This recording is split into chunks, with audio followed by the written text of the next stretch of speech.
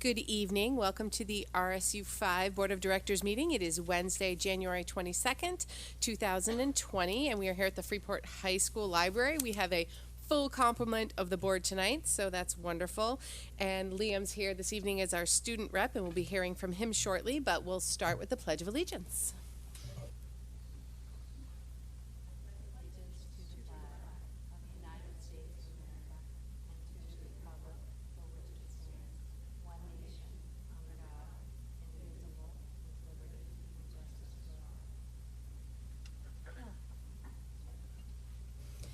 So I would take a motion for consideration and approval of the minutes from the January 8th, 2020 meeting as presented, barring any errors or omissions. Susanna, Valley, thank you. All those in favor? None opposed. Great. Adjustments to the agenda? None? Great.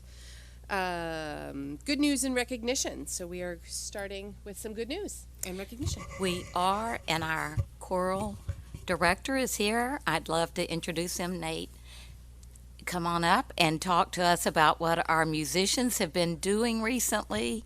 And this is Nate's first year in our district, and we're just delighted to have him. Thank you, Dr. Foley. Hello, everyone. It's wonderful to be here.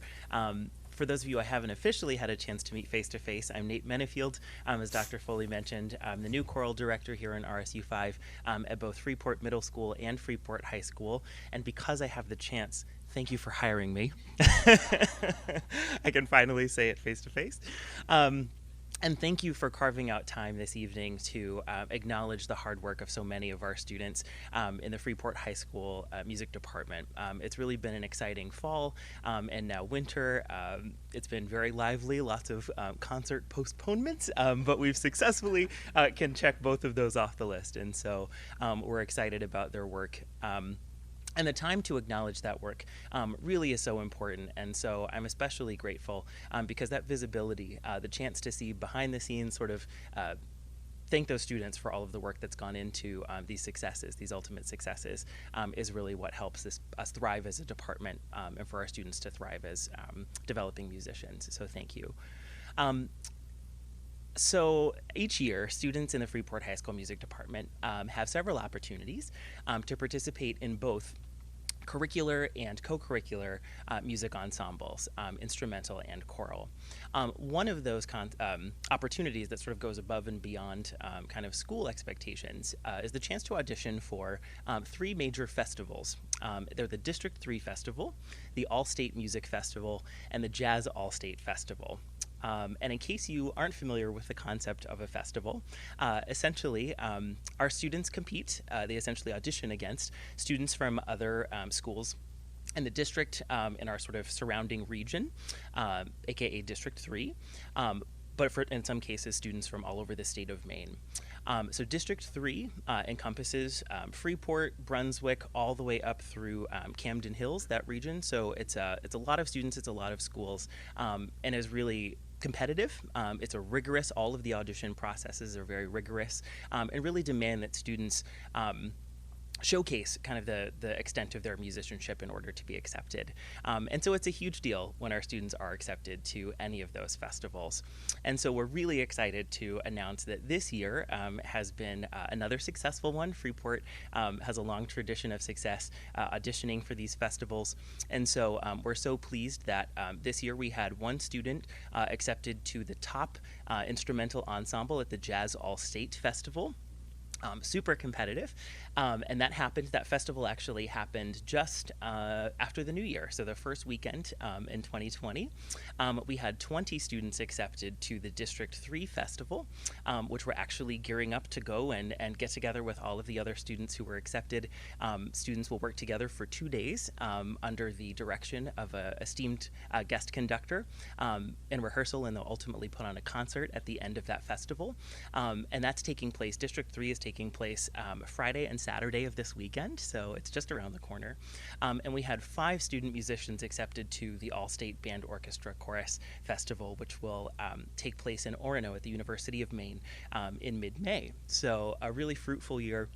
And we're so proud. I'm so proud of everyone, not just who made it, but of all of the students who stepped outside of their comfort zones and took that risk to audition in front of judges. It can be a scary experience, but also a really rewarding.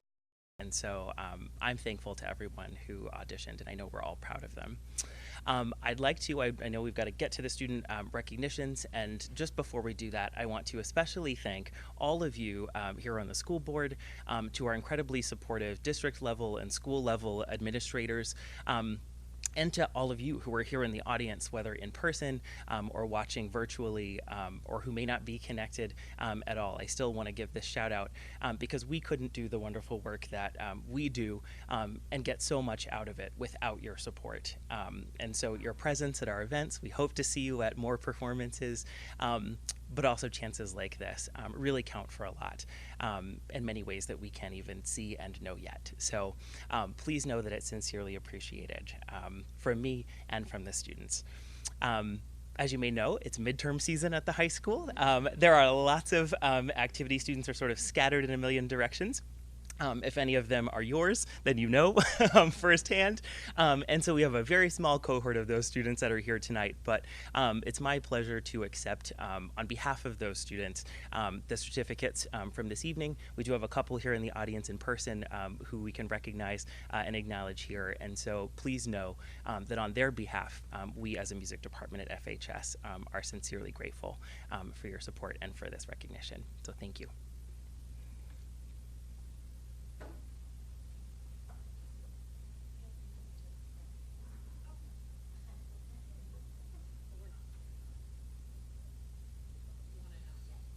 Yes. You need some water? No, I'm good. I'm good.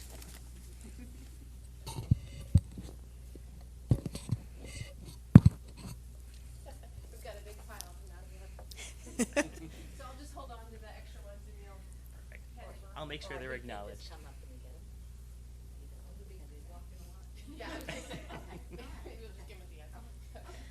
Okay, the first person, we have Brian Brogan. He was District 3 Honors Music Festival Chorus and Band.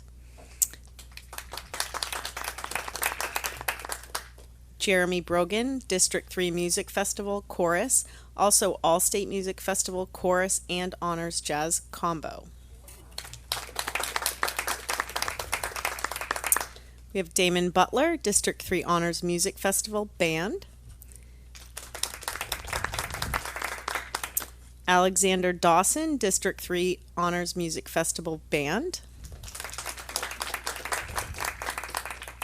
Our very own Rhea Fitzpatrick, District 3 Honors Music Festival Chorus and All-State Music Festival and Chorus. Parker Hall, District 3 Honors Music Festival Chorus. Ellen Jolly, District 3 Honors Music Festival Band. Vincent Lucy, District 3 Honors Music Festival Chorus. Samuel Menenkis, District 3 Honors Music Festival Chorus. Rachel McKittrick, District 3 Honors Music Festival Chorus and All-State Music Festival Chorus. Hannah Moore, District 3 Honors Music Festival Chorus and All-State Music Festival Chorus. Ava Myers-Klein, District 3 Honors Music Festival Chorus. Alden Rice, District 3 Honors Music Festival Band. Nathan Sellian, District 3 Honors Music Festival Chorus. Riley Simon, District 3 Honors Music Festival Band. Isabella St. Cyr, District 3 Honors Music Festival Chorus and All-State Music Festival Chorus. Maisie St. Cyr, District 3 Honors Music Festival Chorus.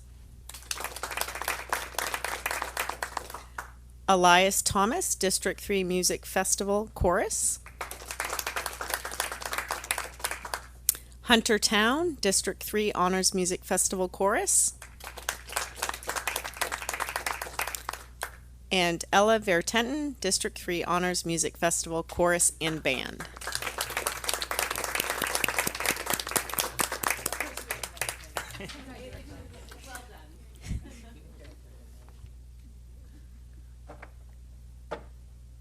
Ginny always thinks we're going to drop those. Oh, no, you can, because they're in order when I get them.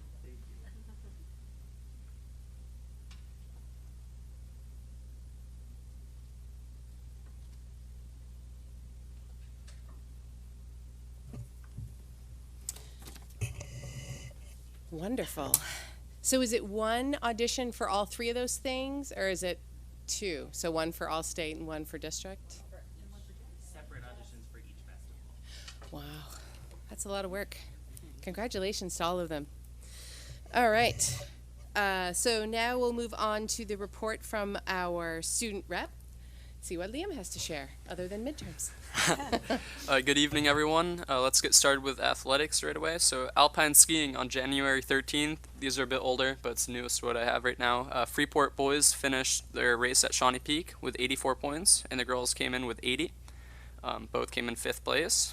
Boys basketball, boys varsity basketball won 45-32 against Freiburg Academy on Monday, and 67-58 against Lake Region. The girls basketball varsity team won 55-39 against Freiburg Academy on Monday and 67-58 against Lake Region. So the cheerleaders had their Western Maine Conference Championship on Monday, and their first competition score was in the 30s, and the second one was 54.5 points. And this weekend they have regionals. I don't know how the scoring works there, but I heard it was pretty good. So Nordic skiing participated in the WMC Martin Luther King Day race. Jane Dawson and Jillian Dwight got 7th for girls relay, and Noah Height and Caleb Hunter got 3rd for boys relay. Overall, Freeport girls came in 1st place, and boys came in 2nd place. Ice hockey, I didn't know anyone who played on the team and couldn't find the scores, so nothing there for now. And swimming as well, I found Freeport, Illinois swim team, but nothing for Freeport, Maine. So as always, you can get personalized team and fan gear from the Freeport Athletic website. So let's talk about academics. Midterms. Students at FHS are taking midterms right now. Bit chaotic, but at least we get out at 11:30. So there's a career fair coming up soon for students at FHS, and the juniors are having a college planning meeting next week, as well as the seniors are having a senior project planning meeting.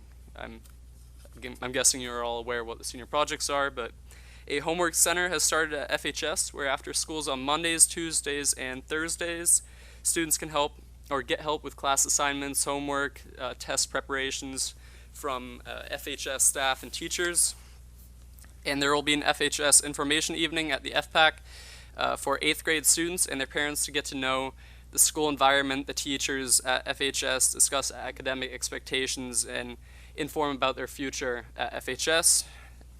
So then I don't really have much else except that the National Honor Society is providing tutoring services in preparation for and during midterms this week. So that would be it.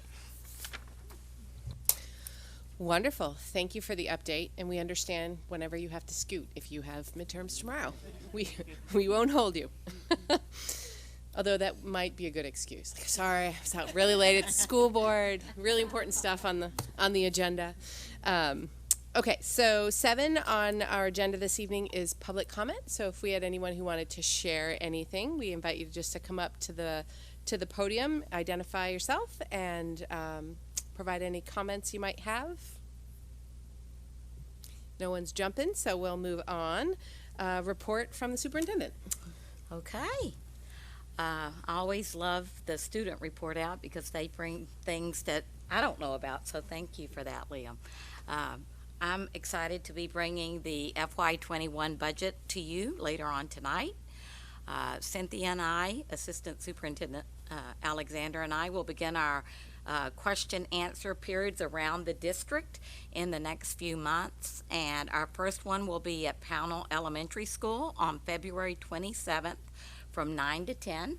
So that would be your first opportunity to come and discuss with us any educational topic, or to have, if you have questions around the budget that I'll be presenting tonight, that would be a good opportunity for public input too. And then we'll have lots of other opportunities for input on the budget in the upcoming months, with the first one being on March 18th here at Freeport High School. So I encourage all the board members to let our community know about the multiple chances that we have, and we do want community input around the budget.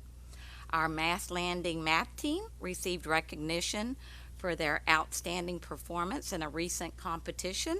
They came in 4th out of 27 teams, and Ruby Smith impressively received first place individually, as she had the highest total points out of approximately 162 students.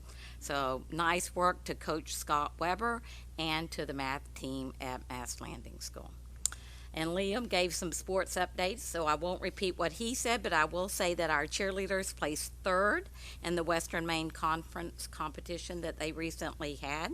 And our girls basketball team is currently 10 wins and 3 losses, and they're number 1 in the South B Conference at the moment. So they are doing very well. Our boys basketball team is at 7 wins and 6 losses, and they're currently in number 8, and I think they take the top 8 teams when we go into playoffs. So I'm hoping that we can either hold that place or improve so that we can enjoy those games over the February break. That's why we have the February break. Okay.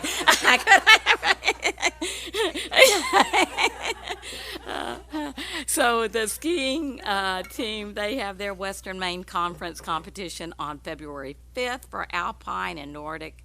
They're competing on February 5th and 8th. Our boys hockey team, they're currently in 3rd place, as are our girls hockey team. So that's great. And swimming, they really look at personal records. We don't have I think we swim with another group, but anyway, they're doing their big state championship February 17th at Bowdoin, and the 18th for the boys at Bowdoin. And then the indoor track, the Western Maine Conference Championship, will be February the 8th.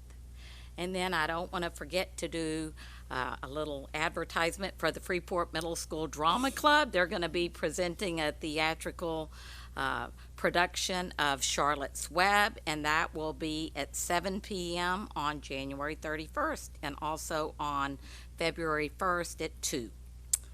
And then we also received some recent news for our Sustainability Committee. We have been approved for a grant for a propane bus, and hope to have the bus here before the end of the year, and this was part of the Maine Volkswagen settlement. And so we're receiving a bus. Normally a bus runs us about $100,000, and we'll be receiving this one because of the grant for $26,000, and so that's just great news. And then lastly, I had just in my last written update, I'd talked about the legislative updates, and I had said I'd email it to you, but instead I'm just giving you a hard copy tonight because I think some of you might prefer to have that for this. There are 3 different bills that are coming up during this session that I'll be watching closely. That's LD 1879, and that's an act regarding the adoption of education policies by school boards. That could have a big impact on us. And then LD 1857, an act to protect teachers from punitive transfers, will be of particular interest to us because we usually do transfers in the district yearly.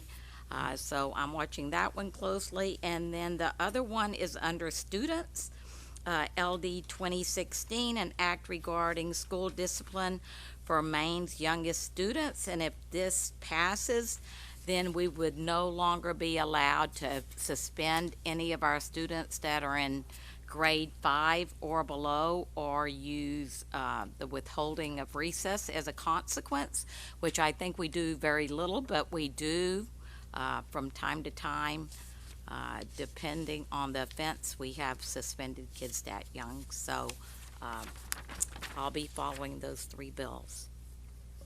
And then I think I just have to report out on a retirement. Ann Bishop, second grade teacher at Moore Street, will be retiring at the end of the year.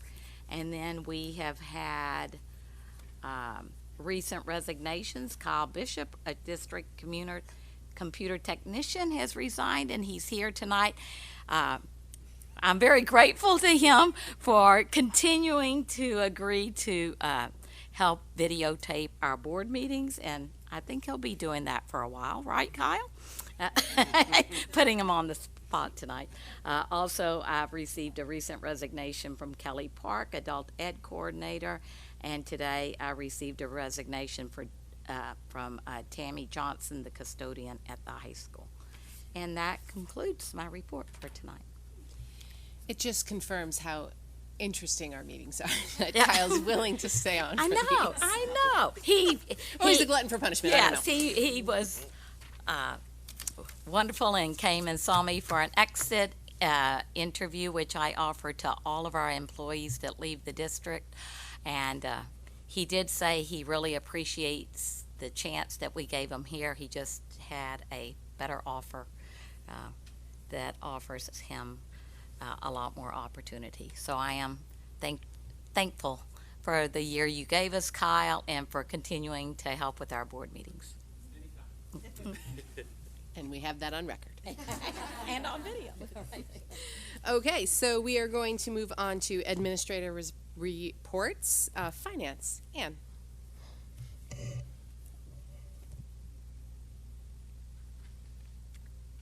Hi there. You've all received in your packet a kind of summary report of our expenditures through December 31st. So starting You may with- want to move the mic a little bit closer Oh, to yeah? you. I'm not sure if How's that? A little better? Okay. So this is as of December 31st.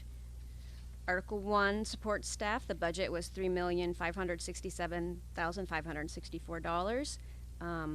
Year-to-date expenses through December were $1,355,222 and change, with no encumbrances. So that leaves us 62.1% remaining of our budget.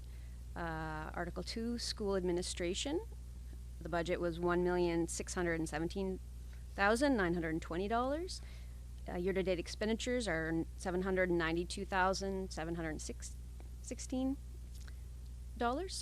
with $655. I'm just going to cut off the change.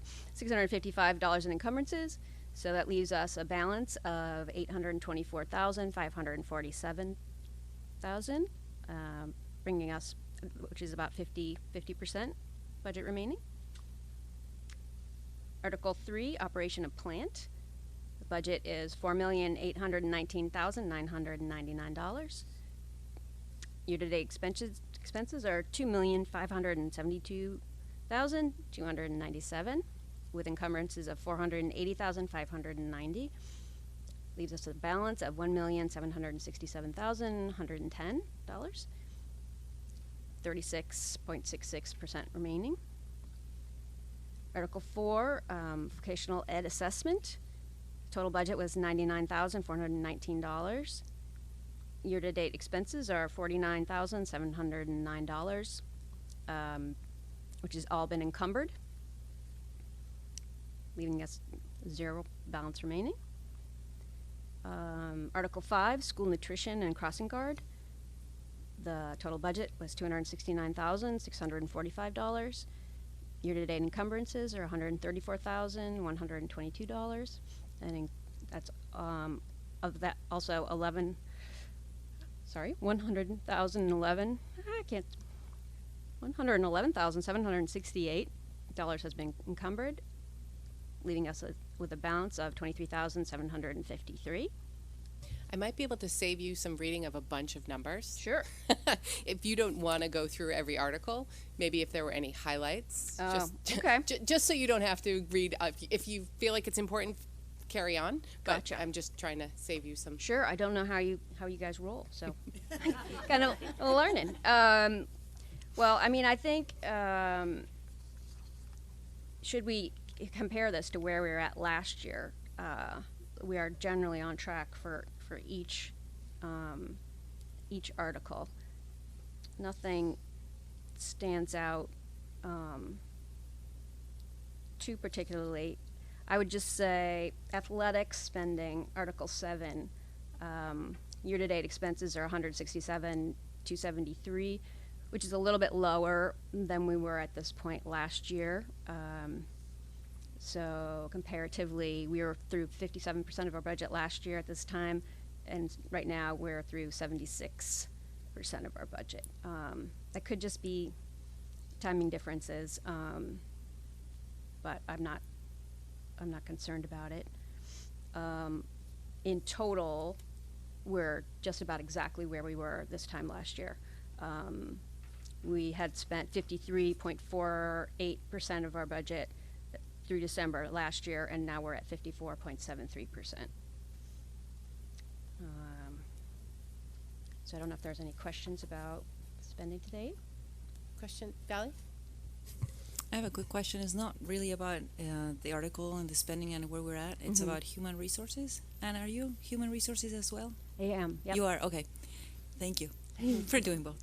So Dennis gave me some information about bus driver shortage. And I didn't get a chance to ask him what steps are we taking to try to attract more bus drivers, especially for the sports runs in the evening. Well, I probably can better answer that. Just because Ann's so new right Yeah, now, I'm and afraid she's of- just been, drowning in budget, as you can imagine. So we have offered to, we continually advertise. And so this is not anything that's unique to our district. But in addition to that, recently Dennis and I did some brainstorming about, could you offer to train people? And I think he's done that in the past, and he's willing to do that. And he was we have some part-time custodians, and so he was going to kind of personally go and try to convince them what a wonderful job it is to drive our students to co-curricular and around the district.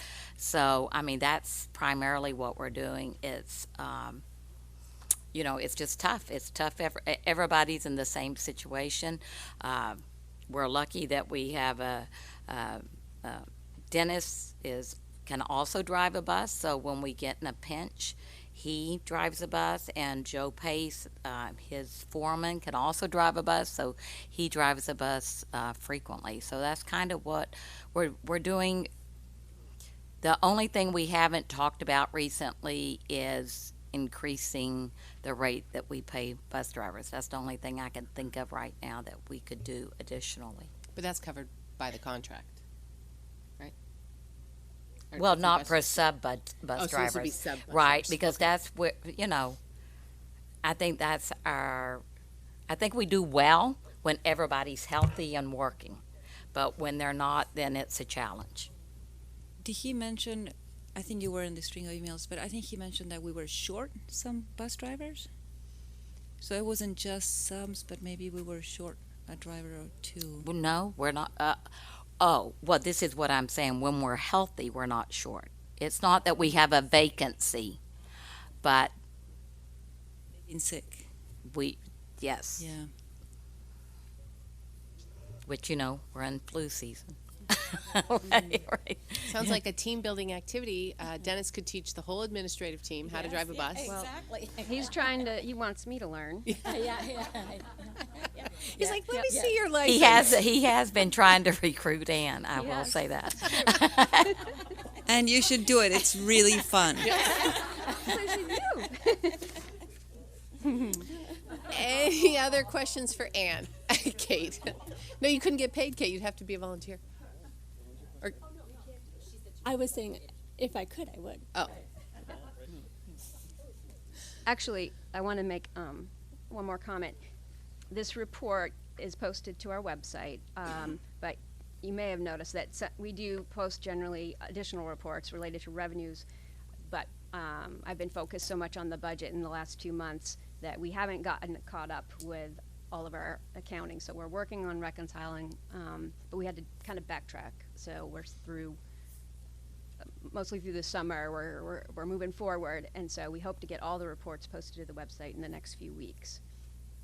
So, Great, thank you. all right, thanks. All right, board comments and committee reports, board information exchange, agenda requests.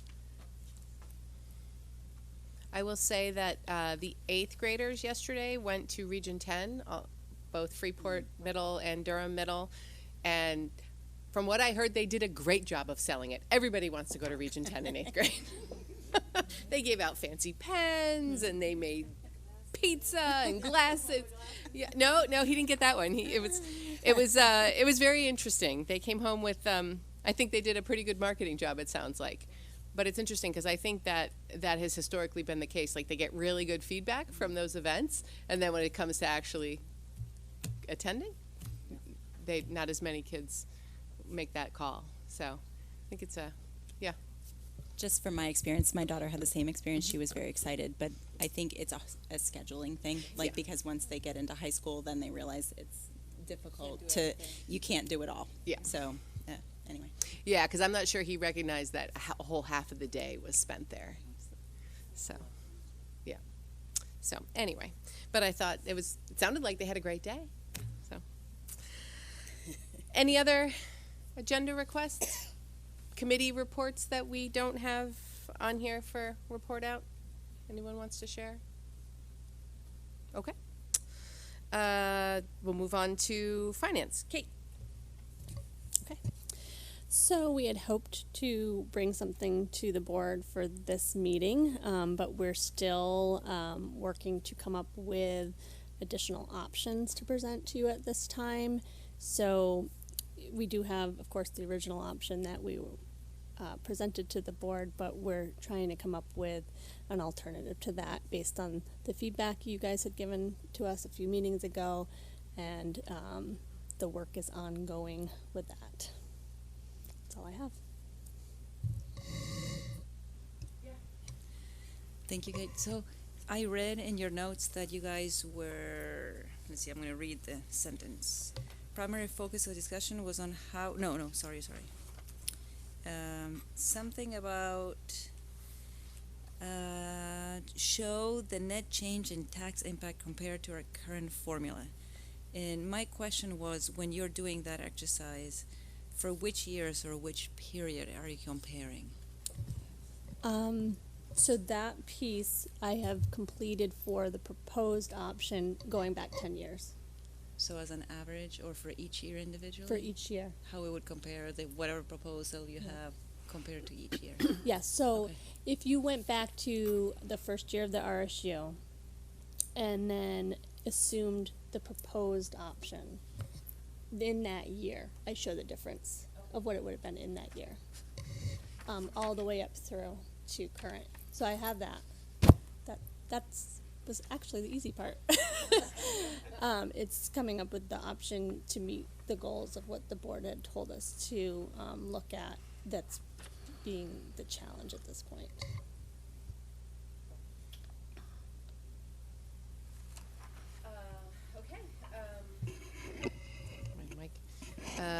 Strategic communications. Okay.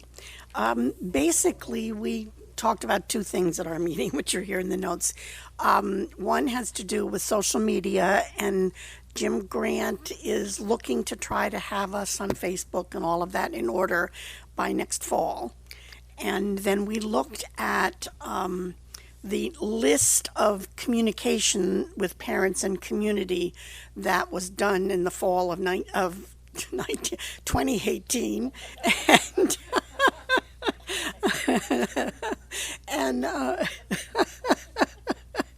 and Becky is putting that list together, and we'll bring it to you at the next meeting so you can see, where all the communication we're doing. Can I ask a question about Jim Grant getting us on social media? I might encourage not just Facebook, because I think certainly kids don't use Facebook, right? That's like an old person thing. You probably get parents that way. But also, is the plan to have it like an RSU 5 account? Because I know I know Durham has its own Facebook page already. I don't know if other schools do or not. No, they don't? Okay. So we're using the word Facebook in a generic sense. It's a very trademarked word. Oh yeah, maybe I shouldn't say that. We have a copyright kind of infringement there.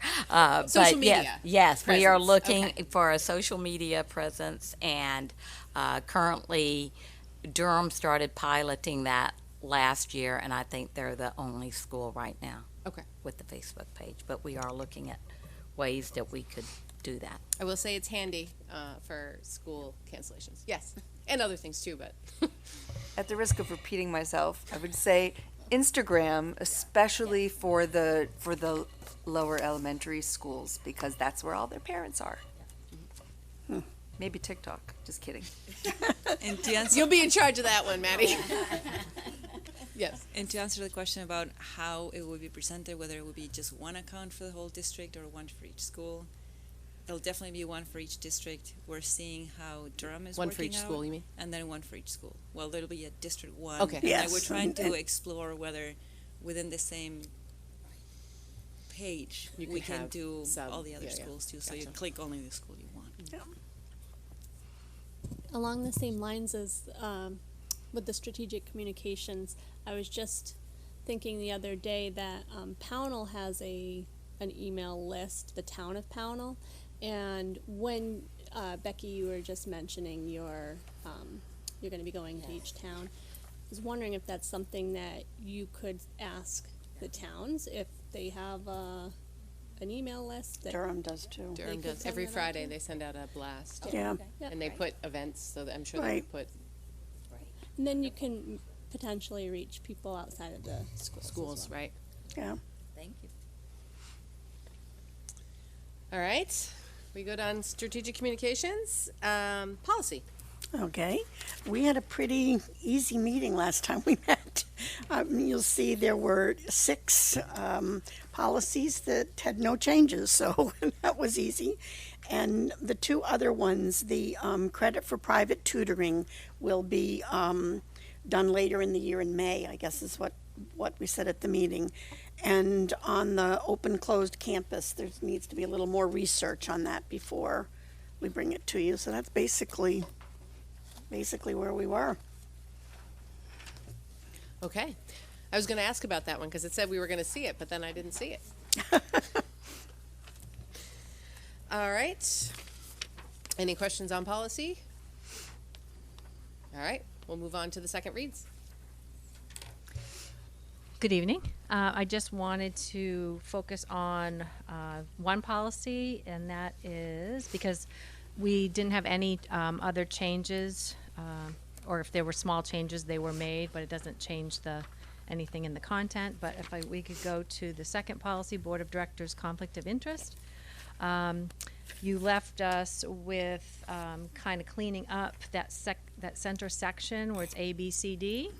And so I actually want to offer up a change right now to D, because if you look at where it says above the A, there's that lead-in sentence that says, in order to prevent the vote on a question or contract from being voidable, a board member who has a financial interest must, and then it lists all of those, instead of that whole sentence just stopping at voting, abstain from voting.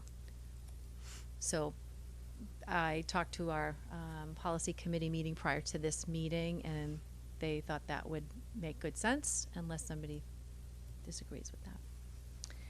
And then the only other, and we changed all the he, his and she, he and she, and his and hers in there. Thank you. And then the only other one I wanted to point out is on the next policy, page 2. We made the change to F, and we had agreed on that language in the meeting itself. That's it.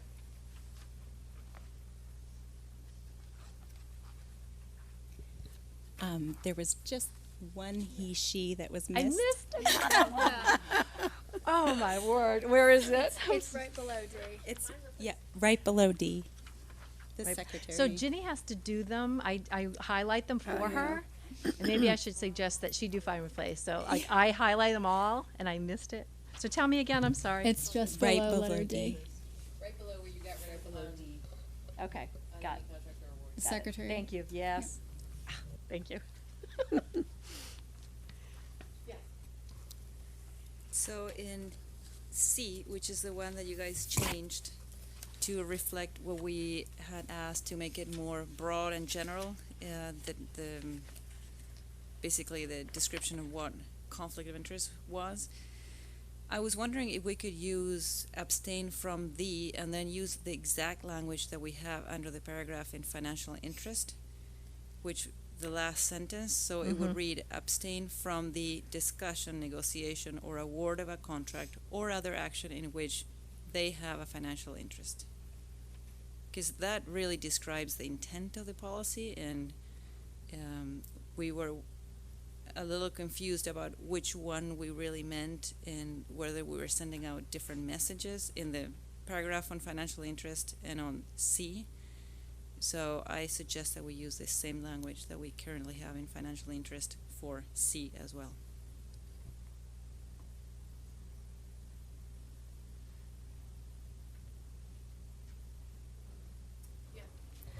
I'm wondering, Valerie, in order to keep it simple, if instead of just repeating that whole sentence, if we did something like what we did in D and just said abstain from negotiation and discussion. Because it refers back to that lead-in sentence that I think covers all of that. Yeah, the hitch that we had was that when we were saying award of a contract in some places without saying or other action on which they have a financial interest, it seemed as though we were focusing on the award of a contract only. And we wanted to extend that conflict to also include or other action in which they have a financial interest. Right, right. I see your point.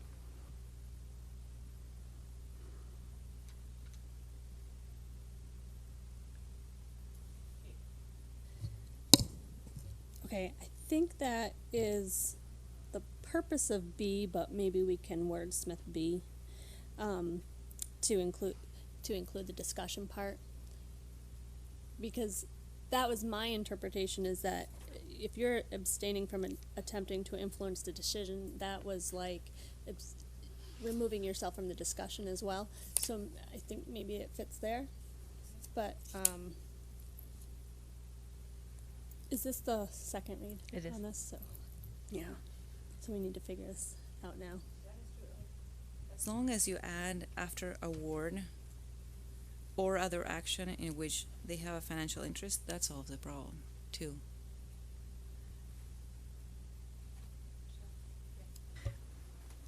Maybe instead of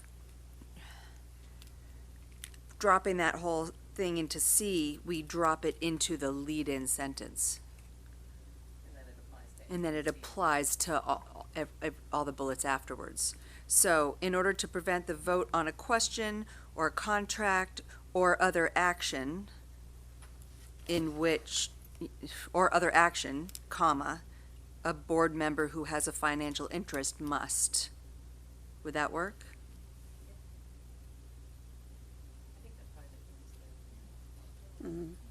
Okay, repeat that, would you? Would you mind? Just so I can write Okay. it down.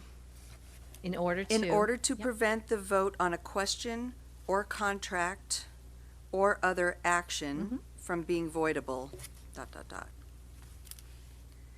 And then, Okay. and then C, I still would suggest that we simply say abstain from negotiation or discussion.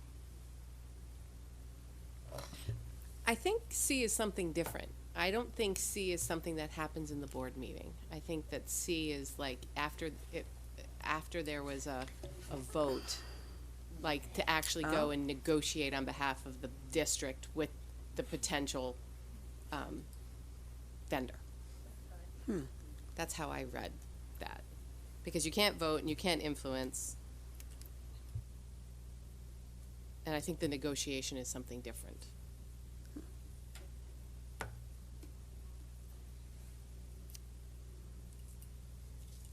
Yeah, and we took that out.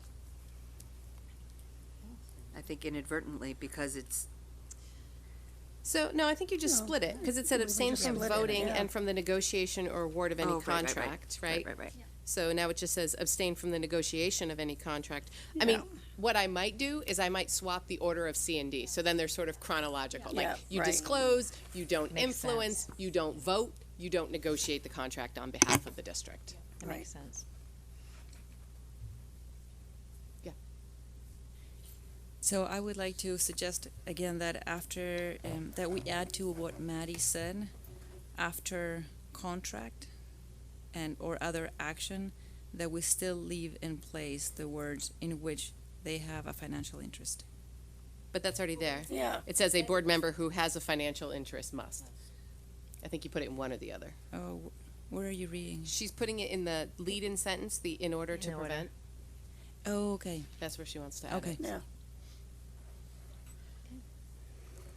So is everybody okay with Maddie's adjustment to the lead-in sentence and swapping C and D in D. order? Yep.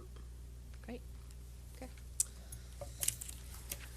And was that it for updates? Okay. So I would then take a motion for consideration approval of the policies for second read. Mara and Kate, thank you. All those in favor? None opposed? Great. Thank you. All right, unfinished business. Consideration approval of the 2020-2021 school calendar.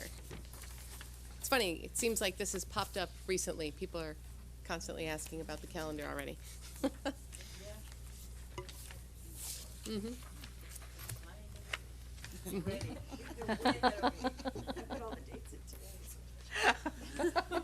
Hope we don't change it, right? Yeah. There are no changes. No changes. Okay, so this is just what we looked at last time. Exactly. Any questions? Further comments? Kate? Are we all set on the date for graduation? Good point. I wished I could say I double checked, but I feel confident, but I didn't think to double check it. But that would be this year's, right? I mean, we wouldn't have booked 2021's Right. graduation yet. Not We in book it a January? year and a half out? No, I don't I think don't we think do. so. That's correct. I can't imagine we Yeah, would no, book we it before we wouldn't. have a calendar. No, we do it right after or right around the The graduation issue time. was So she it's a didn't year. consult Yeah. the calendar. So we'll was just already make done. sure that we give them the right date. Thanks Yes. for the reminder. Yes. So we should be good. All right, any other questions, comments? Then I would take a motion for consideration and approval of the 2020-21 It's gonna be fun to say all year. School calendar. Jen and Valley, thank you. All those in favor? None opposed? Are you a senior, Liam? Oh, no, I'm a junior. So this is your graduation date. Exactly. Hopefully, depending on how those midterms go. Hopefully. That's true. All right. On to new business. Consideration and approval to appoint a board member to the Strategic Communications Committee, and also consideration and approval to add a board member to the Freeport Cable TV Board. So these are the two board subcommittees that Lindsay Sterling had. She was also on negotiations, but since that one doesn't meet this year, we didn't feel the need to fill that before our normal shakeup of subcommittees in the spring. So, did you have anything you wanted to add to? No. So, strategic communications originally was a 3-person committee, and we had a fourth that was interested, so we added that. So if we don't have anyone who's sort of dying to jump on that committee, I think you guys would be okay with 3. but the Freeport Cable TV Board, that one is one we have to fill. It is not a difficult one to accomplish. Ginny couldn't come up with the last time it had met, but it is related to some funding we get through the cable TV, through the franchise fees and stuff like that. So it is a committee we have to be on, but a really easy one. So I will see if Susanna wants either of those, because I know as a new board member, if you're interested in either of those would be easy fits, but don't feel like you have to take them. Yeah, so I went to the strategic communications last session, and that is one in which the general area interests me, so that's something that does appeal. I also do want to say that the sustainability committee is one that appeals to me, so I don't know if there's a way of sitting in on that. I think I would, and this was a conversation we had with Beth today, is remind folks that all of our subcommittees are open to board members, and you're welcome to come. The sustainability one is technically it's not a standing committee. It was what do we call those? Ad hoc committee. Yes. Yeah, and it was the whole slate of people was approved at once, so it's not necessarily something that rolls. That may change in the future if we decide as a board to keep that more continuously moving, but I would encourage you to attend those meetings if they're of interest to you, for sure. So, but you're a yes for strategic communications? Sure. Okay. What about the Freeport Cable Board? I mean, that totally depends on the... She literally couldn't come up with the last time they've ever met. I mean, that works. Okay. That's the subcommittee you want to be on, I think. I know there were a couple that you were speaking to me earlier, and that meeting times don't work with my schedule. Yeah. So that's that one probably works for everybody. Yeah. So that This will work with your schedule. Yeah. Excellent. I like that. Okay, so I think we could probably vote on these together as a slate for these two together, since they're both, Susanna has been kind enough to volunteer. So I would take a motion to add her to both of those committee slates. Lindsay and Beth, thank you. All those in favor? Great, none opposed. All right, I've cleared the docket for you, Dr. Foley. Okay, so those were motions for both of those? Yes. Okay, Yep. so we did them as one. Great, thank you.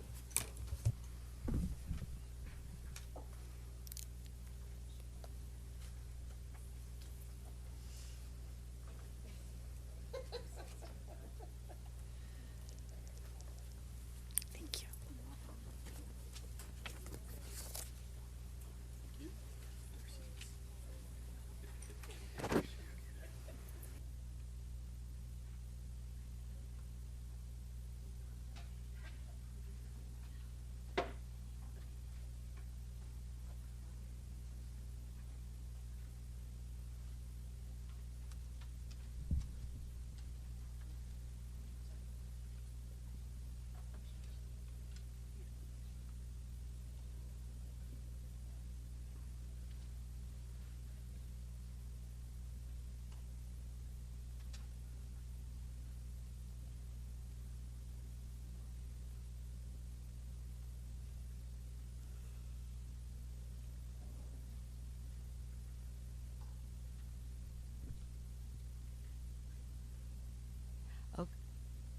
You're okay if I get started? Okay, all right, so good evening. I'm here to present an overview of the recommended FY 21 budget, and I'm very excited to be bringing the administrator's best thinking in moving student achievement and social emotional learning forward in the district. I may be needing Kyle. Okay, there we go. As part of our vision, we recognize that financial responsibility is part of every decision we make. I believe that the budget that I'm presenting to you tonight is both fiscally responsible and will improve student achievement while helping our learners to become healthy, empathetic, responsible citizens. And if you remember, we adopted this new vision and mission statement within the past year. And as part of that, in September, you voted on these 4 strategic goals, and This proposed budget has requests for those objectives that you see highlighted. We want to create climates that are safe and nurturing. We want to have meaningful student-centered learning, and you'll see requests in this budget for facilities, transportation, and food service. So we want to continue to further those systems and continually improve them. This is a look at our enrollment for the past several years, and we just continue to grow here in RSU 5. And you can see for the past 5 years that the trend just keeps going up. Since 2014 to the current year, we've added 186 students to the RSU at a time when many districts are seeing and dealing with declining enrollments. And if we hit our projection for next year, which you can see that that shows another increase, this will be a little bit more than an 11% increase in enrollment since 2014. In June, we hope to be graduating 130 seniors, and in September, we're hoping to welcome 165 ninth graders. So you can see that the majority of this enrollment increase has been at the high school. In 2011, we had 519 students, and in September, we're expecting to have 618. So that's a little bit, just right at 100 more students at the high school. Our second area of growth is at the middle school, and then our last area is pre-K to 5. And when you think about the pre-K classrooms we have added over the last couple of years, that's really pretty much flat enrollment in that area. With the budget presented tonight, class sizes will be between 14 and 22 students, pre-K to 8. The one area that you're seeing highlighted is at Morris Street, and Julie and I are recommending 2 classrooms in second grade have 21 students, and that reaches the threshold for our class size policy, where I need to keep you informed about that. We really talked a lot about this particular cohort, and we just do not feel like we need to hire another teacher to meet those students' needs. If we did decide to add another teacher there, we would require a portable at Morris Street. In addition to that, after you have so many classes, you have to add increased staffing for both, like the allied arts, so we would need more staff for PE and music. So the cost of adding this one teacher would come at a cost of approximately $165,000. And we just feel very confident that we can meet the needs of the students in second grade at Morris Street next year. This budget really focuses on 4 areas: maintaining our class sizes. We feel very fortunate to have low class sizes in RSU 5, and that's great for teaching and learning and even social emotional learning. We also looked at creating more equity across our schools. We need some increased student support, and we are also focused on the buses that we were talking about previously. So this budget increases the number of buses in our fleet.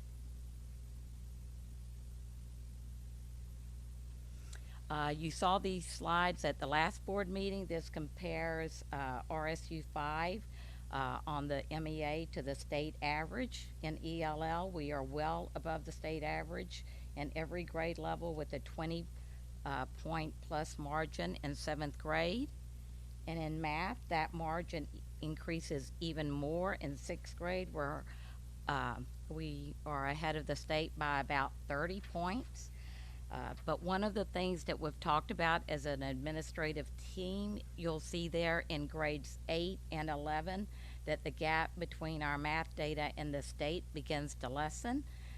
And so this budget tries to address that.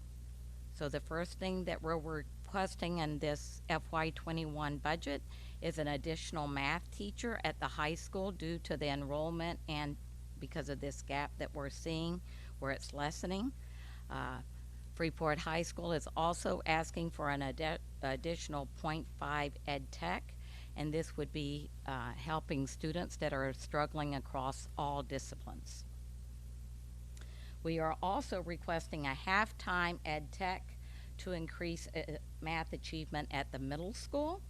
This position will allow us to have math every day in 8th grade, and believe it or not, we haven't ever had that, at least since Principal Grogan has been here. So that's been quite a few years. So with the addition of this position, we'll be able to create a schedule where the 8th graders, we currently have math every day in 6th and 7th, but in 8th grade they'll also have math every day, and it will provide support for struggling math students in 8th grade. And so we think that'll address that slide that we were just talking about math achievement. We also believe that student achievement will be increased when we better support the social emotional learning of all students. And in order to do that, we're requesting an additional half-time social worker at the high school.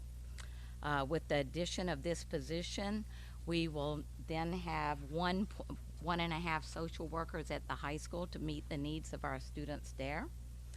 And then we're also asking for a half-time guidance counselor at Durham Community School.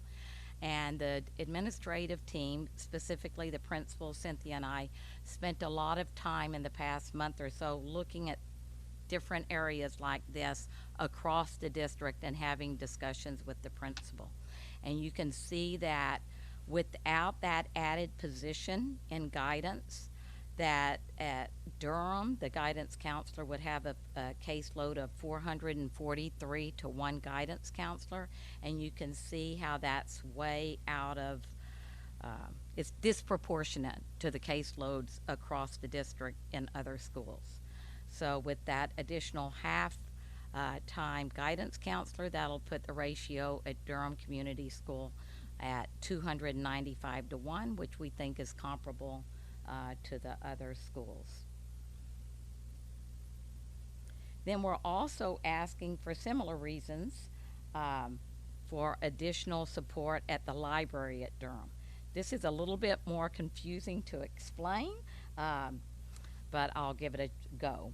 So the current librarian at Pownell Elementary and Moore Street, she services both schools. She's a .9 librarian and a .1 ed tech. We're requesting that she become a full-time librarian. And by doing this, and we looked across the district at the support in the libraries, we would be able to service those schools, transfer some ed tech time, and give Durham 2 days of ed tech time to support the librarian there, which makes it far more equitable because of the ratios in the school. In addition, we're asking for a .1 pre-K teacher. Both Moore Street and Pownell have decided that they want to go back to half days for pre-K based upon the feedback that they received from their communities. And so we want to offer pre-K 5 half days in both those communities. And in order to do that, we need to increase the pre-K teachers' time at Pownell Elementary School by .1. And then the last request for new staffing comes from Mass Landing School to increase the RTI literacy teacher to full-time. So that's an additional .2 time. Then we move into transportation. So we are requesting to increase our fleet of buses to 24. We currently have a fleet of buses at 21, and 4 years ago, I know when I looked at the budget and looked at buses, that many of our buses were 20 years old, and I'm happy to say that we've really worked on replacing those older buses, and with adding 3 new buses and replacing some of our older buses, our oldest bus will be a 2007, so we'll be down to a 13-year-old bus. And so we're pleased with the progress that we're making in that area. Adding these 3 buses will ensure that we have an adequate fleet. It will positively impact the co-curricular, being able to get our kids to our activities after school, and I'm really excited to say it will also provide a late bus for our Pownell students who are at Freeport Middle School. So we've been looking at ways that we can achieve that, and we feel like we can begin that next year. Then we also have a need in our nutrition program. 4 years ago, we had a negative balance, if you remember, of like a little over $200,000, and we decided to use part of our unexpended fund balance to pay that down, and we put $100,000 towards that debt. And we were hoping that, you know, with all the changes in the nutrition program, that we would just be able to pay off that other $100,000 in kind of incremental steps. But in reviewing this with Ann and Aaron, the nutrition director, we feel like we need to increase our local contribution by $10,000 to assist us in continuing to kind of whittle away that negative balance. So when we're building a budget, not only do we think about, oh, what can we add, we take building a budget very seriously, and we are continuously looking at caseloads. We are continuously looking at enrollment and needs across the district. And so in building this budget, here's a few places where we feel like we can reallocate resources. Bonnie, when she talks to you about her budget, will describe to you that in reviewing her numbers and caseloads, that we really can cut a special ed tech completely from the budget and still meet the needs of our students. We are also recommending that we move 2 of our ed techs in special ed and fund them through grants that we receive. In looking at enrollment, we require 1 less teacher at Mass Landing. We'll still be able to maintain wonderful class sizes and still do that. At Freeport Middle School, Ray was able to reduce a half-time teacher there. And then the last one is really driven by caseload. In looking at the caseload for this current year and the upcoming year, we are able to reduce our ELL teacher to a half-time position. A couple of other lines that will be reallocated. Our debt service is going down by $88,000, and we're also realizing a lot of savings in our bus leases. If you remember that 3 years ago, we stopped, Bomar stopped contracting with us to transport our Durham kids, and so we bought several buses that year, and this is the year, this upcoming year is the year that all of those leases are paid off. So we have some savings there to put towards other areas. We always review the 3-year historical spending, because we've been doing that very closely for the last couple of years. There really were not a lot of savings there this year, because we're budgeting much more closer to exactly what we need. And then I've already spoken to you about the library staff, that when we really looked at that, instead of just adding, you know, a half-time ed tech to the budget, we were able to reallocate and create more equitable support throughout the district in the library. And we do all of this. We take building the budget every year very seriously. We want all of our students to have a pathway to success.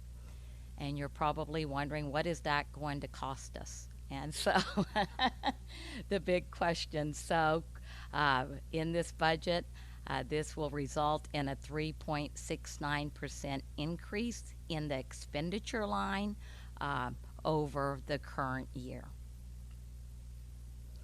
This is what it's looked like for the last several years. So you can see that in FY16 you had a 7.77%, and then you can see that the 3.69% is not that much, but it's also higher than the year that we were able to bring the expenditure increase in at 2.31. And then this is just for the visual learners who say, I don't want to see the numbers, I want to see the line. So there's the line showing you the expenditure increase there. And then when I created this slide because I wanted to look at, okay, what is really driving this 3.69% increase? And if we did nothing and just stayed status quo in the budget, didn't reduce anything, didn't add any of these new positions, just for our contractual obligations, it would throw off a 2.89% increase. A few of the things that I haven't spoken about that I'll talk to now, this budget does include the building a tennis court reserve account and beginning that reserve account with $30,000. We talked about that back in March when we were talking about the condition of our tennis courts. The subline, when we looked at historical spending, we're still under budgeting. And so there's an increase to our sublines by $60,000. And then everything else on that chart, on this slide, I've spoken about. What do we not know? One thing that I did not do in tonight's presentation was to even guess at what the tax impact would be, and that's because at the recent conference that Cynthia and I went to, they said we should have our state subsidy by February 1st, so instead of guessing at what that's going to be, we're just going to wait, and at the next board meeting I will give you the revenue side of this budget. So we should know that by February 1st. Region 10 has not created their budget yet, so that's a 5% placeholder in there that could easily go up or down. It's just, that's my best guess of hoping it won't be more than that. We also have not heard about our property and casualty insurance, and so we have a 10% increase built in there.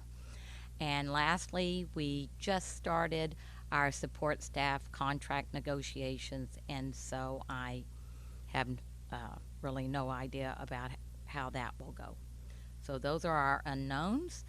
Here is just a reminder of our up and coming events, and on the right hand side of this slide are all the opportunities we will have for public input. At Freeport High School, we'll have our first Q&A from 6 to 6:30 for community members that don't feel comfortable coming to the mic. This is an opportunity for you to meet with board members before the official board meeting to give your thoughts about our budget. At our February 8th meeting, that's a 5. I should put my glasses on. At our February 5th meeting, you will hear from Principals Pidden, Grogan, Jan Gulko, and Craig Reynolds on athletics. So you'll be able to ask questions about their particular budgets, and they'll be going more in depth. And then just a reminder that on May 27th, we're going to have our annual budget meeting at Durham this year, followed by the June 9th budget validation referendum vote. And we really hope that this budget that I'm presenting tonight will continue to build pride in RSU 5 and improve student achievement. We all feel fortunate, I'm speaking for all the administrators, in working for a district that's so supportive of education. So thank you for that. Anne is going to hand out the details, and one of the things that is in this packet is just the I created the budget priorities, and I put them into, I think, 4 tiers, and everything that's in tier 1 and 2, or priority 1 and 2, those items are included in the budget. The items listed in priority 3 and 4 are not in the budget.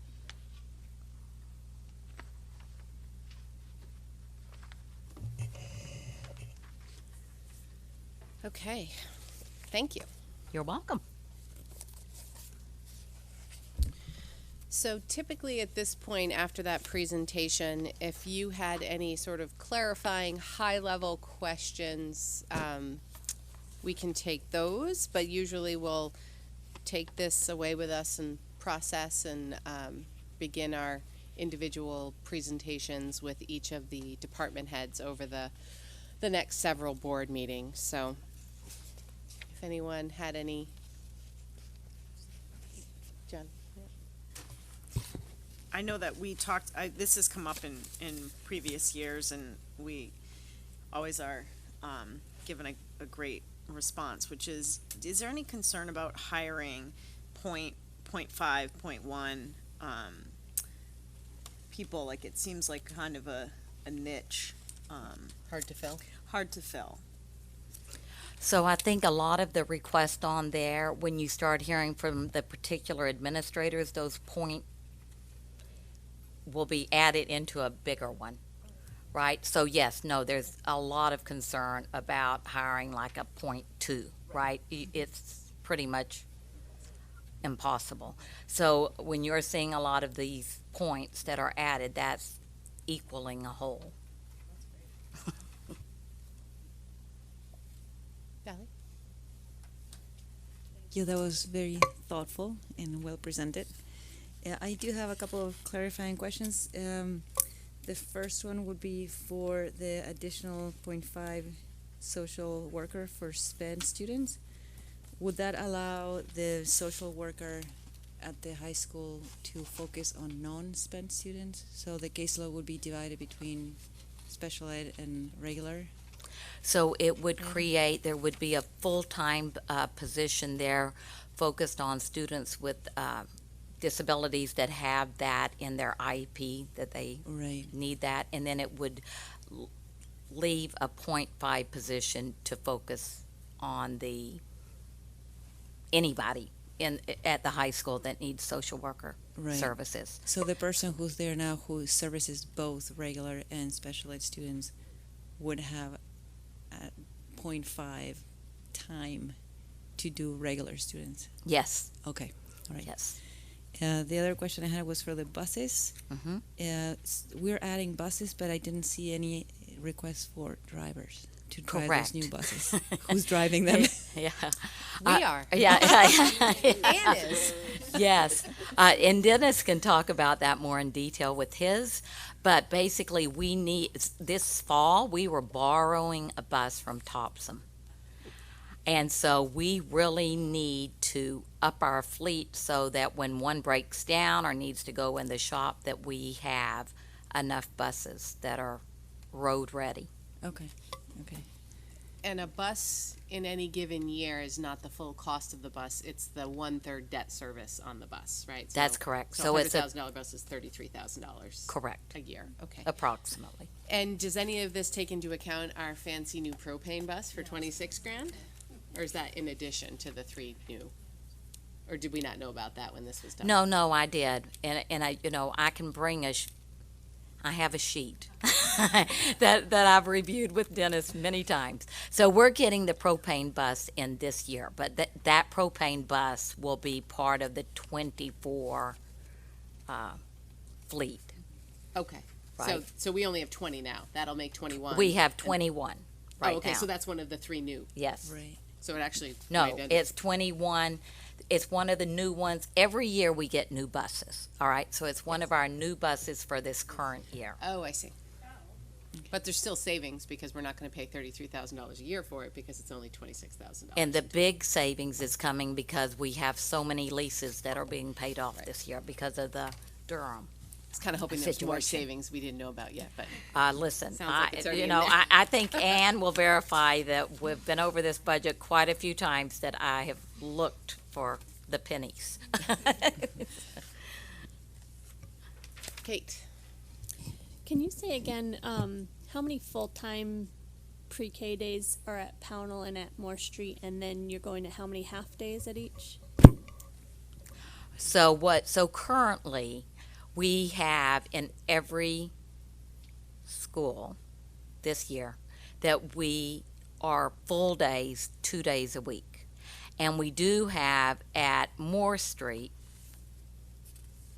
and maybe Durham a third day for students that are struggling in pre-K, that they can go. Well, I don't know if the students attend all day or part of the day. I think it's all day because it's It is. Tuesday, Thursday, Monday, Wednesday, and then And the then kids that Friday. need it go Yes, Friday. I think you're right. So because of that additional pre-K at Moore Street this year, Pownell really doesn't have that option this year. Last year they did because it was the same person. This is back to the kind of 0.5 discussion. And so because the kids at Pownell knew the teacher, if we needed to, we just transported them to Moore Street and they helped with the kids who needed additional support.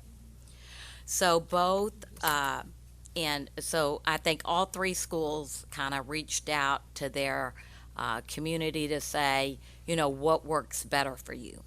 And for Moore Street and Pownell, the best thinking was that the community would prefer half days, and Durham have decided to stay with whole days based upon the feedback they received. Now that is so much discussion. I'm not even sure if I answered your question. So, for this budget that you just presented, Yes. how many half days are you proposing? Yes, so whatever students would attend pre-K would have 5 half days. So basically, nobody gets 3 full days, but everybody gets 2.5 days of pre-K in a week, right? 5 half days. Yeah, okay, so this is a math test. I turn everything into a math test. So, Maddie's like, what? Yes, and I think what you would hear from our pre-K teacher, this is the debate about that, right? Because when you have a full day in pre-K, I think by statute, you have to provide nap time. And so, you know, I don't know, like I'm a napper and, you know, I can sleep the afternoon away, right? And so I think that they feel like if we can get the students for 5 half days, right, then you're not providing nap time, you're not providing lunch, you can get more learning in the 2.5 days. What about from a transportation standpoint? So you now have to go drop off those morning kids and pick up those afternoon kids. Yes, I think that we discussed this at the administrative team, and we decided it would be at a cost of, I thought I wrote it on the slide, but I guess I didn't. I want to say less than $2,000 for the year. I think it was $800. Oh, it's Yeah. here, midday busing, $800. Oh, thank you. Oh, good. You did put it on your sheet. Yeah. So there's no longer the option for the students who need more support to get that at a time when everyone is there, not there. Well, I think that yes, it would be in a whole group. Right, okay. All right. Oh, sorry, Jeremy. Didn't see you on that. Just with the moving of pre-K to half day, does that alleviate any of the space crunch at Moore Street? No, because they currently have a full-time teacher who's in they're in their classrooms, and so that doesn't provide any additional space.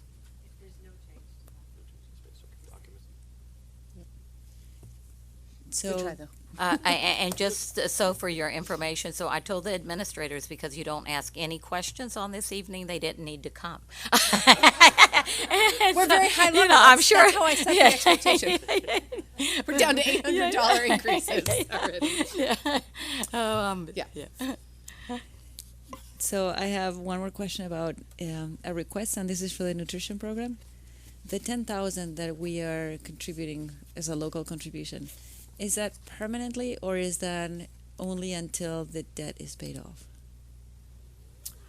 Well, I would say that based upon the change in policy that you put in place last year around debt, I think we may need it. We may need it permanently. I will say that Ann and Aaron are maybe meeting tomorrow, and they're really digging into the past 3 years.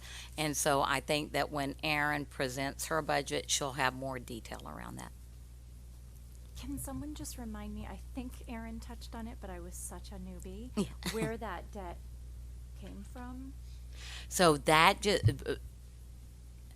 throughout the state, it's not unusual for nutrition programs to run in the red.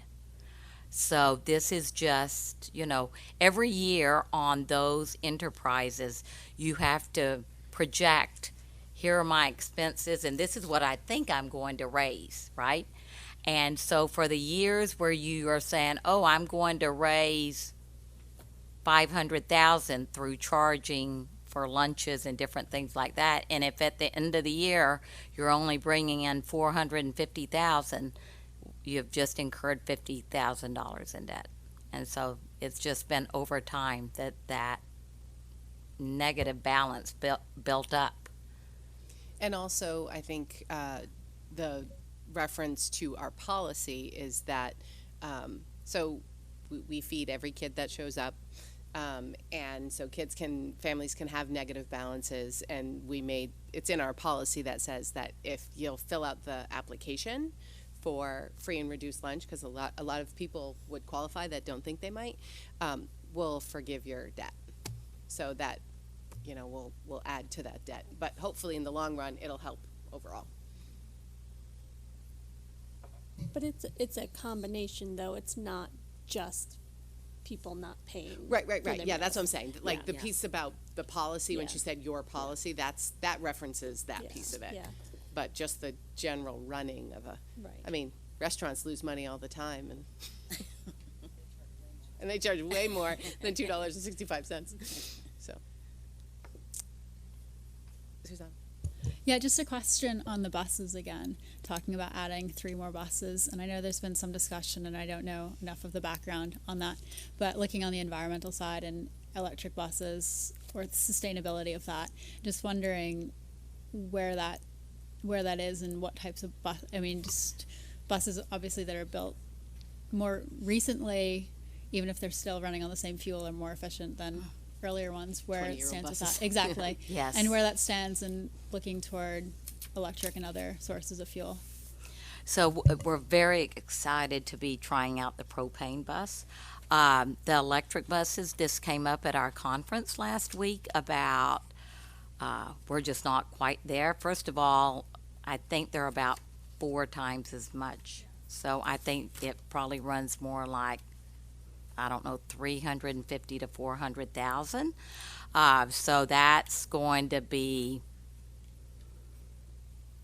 well, I mean, we're just going to have to be really thoughtful about that. And then, then you get into where are all the stations that you can plug into. So we're in RSU 5, we're not ready to say one of those buses is going to be electric. We definitely are interested on the sustainability committee. As you know, we're very interested in going as green as possible, but I just don't think that is the first place we're looking at. Currently, we're looking at the solar and the combined heat and power.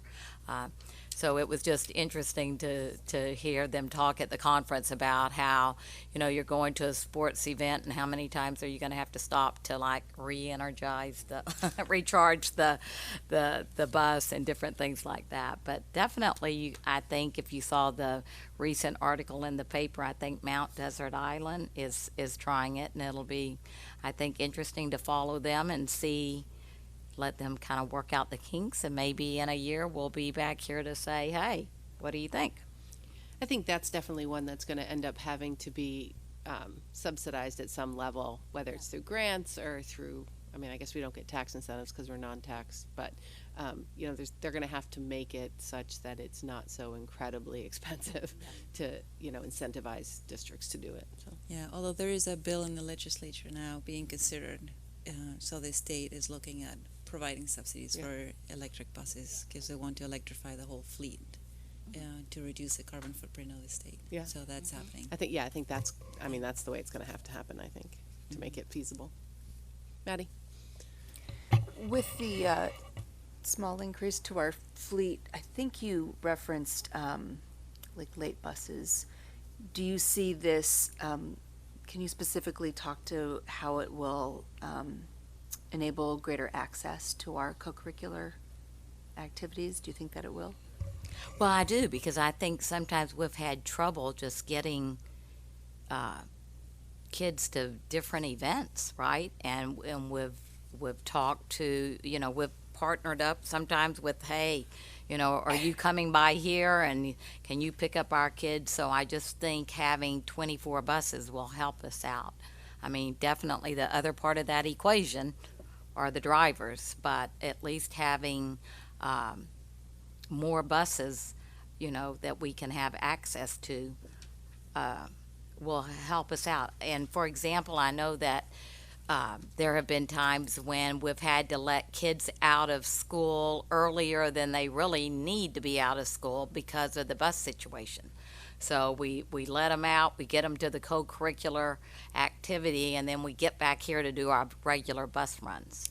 And so if we have additional buses, hopefully it'll reduce that as long as we can find enough drivers. And I'd also like to say that the addition of a late bus to Pownell would be huge because when you first go into Pownell with the middle schooler and it says in the announcements, the late bus at 3 o'clock, you're like, oh my gosh, there's a late bus. Oh no, it doesn't go to Pownell. Yeah. So it's something that's provided, and I know it's because of the way it's set up with the elementary run and all that stuff, so I understand it, but I think that it would be a huge addition for the Pownell kids to be able to stay after school, and for the parents that work later than 3:30 or whatever it is. Yeah, my question is what is that, what groups does that support? I'm just thinking in terms of, like so Durham Durham doesn't have the issue. Well, we don't have a late bus, right? So. Well, right, because you're on the elementary schedule. But they still have events after school that they don't get home from. The bus just goes to the school, right? It doesn't go to homes. Wait, what? You think So- the late bus? Yeah. Just off at the school? See, so The late bus from the middle school goes to Mass Landing, so any kids from the middle school will get off at Mass Landing and get on the actual bus that takes That them brings to them their home. neighborhood. So So this the will be late a- bus is only a run from the middle school to Mass Landing. So when the administrators were talking about it, they felt like the big issue to create equity was around Pownell. But I'll let them talk to that. Yeah, in I'm just more I'm interested in specificity. Yeah. Yeah. All right. Yeah, Valerie. I have more question. The addition of the additional math teacher at the high school, is the intent to reduce the class sizes for math students so they can get better results? Or I how think is this is gonna... well. I think this is really enrollment driven. So Jen will have to speak to that, and that is really the way that was explained to me. So it responds to the test results that we're trying to improve, but even without those test results, we would need this would. extra teacher So that's because in- of yes. enrollment And need- projection. yes. Okay. Both. Okay, so with those 100 additional, I mean, you can see that we just keep growing at Right, the high school. right.